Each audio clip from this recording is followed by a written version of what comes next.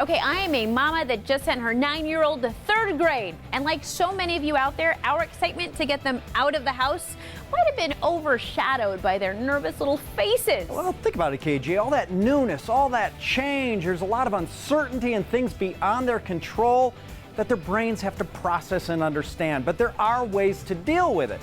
We have tips to help manage back-to-school anxiety.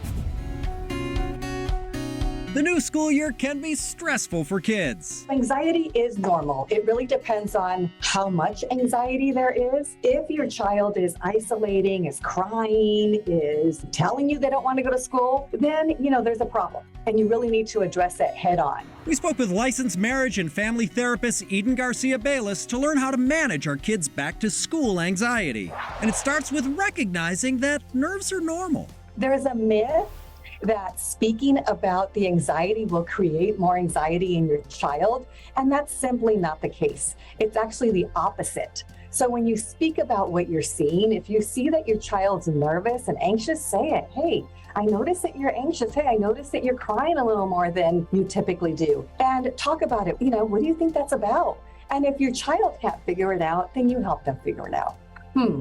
I wonder if it's because school's starting. And then you may get your child either have an aha moment, oh my God, that's it, or start, oh yeah, that's it. And then you can talk about it and figure out ways to help them cope with the anxiety. Next, reduce fear of the unknown. It's really, really helping them, put them at ease and talking about scenarios. So tour the campus ahead of time and practice driving to school. Now it's not an unknown. Then that just makes them feel more comfortable and more at ease with what they're going to get into. So now they can anticipate what's coming.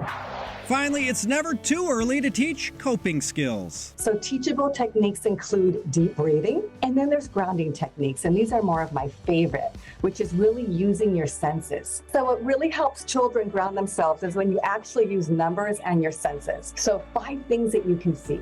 You can see the playground in the distance. You can see your teacher. What are 4 things that you can hear? You can hear a whistle. You can hear the bell ring. What are 3 things that you can feel? You can feel your butt. You can feel your feet in your shoes.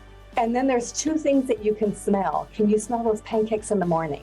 And 1 thing that you can taste, the maple syrup from your morning breakfast.